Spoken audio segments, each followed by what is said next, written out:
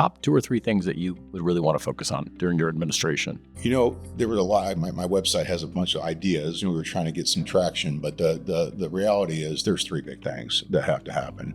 First of all, this is all centered around. We'll maybe talk about this a little bit later. But I believe I have a vision for the state, and the vision for the state is to make us the knowledge economy of a global leader in knowledge economy going forward, to be the new Silicon Valley in a different way.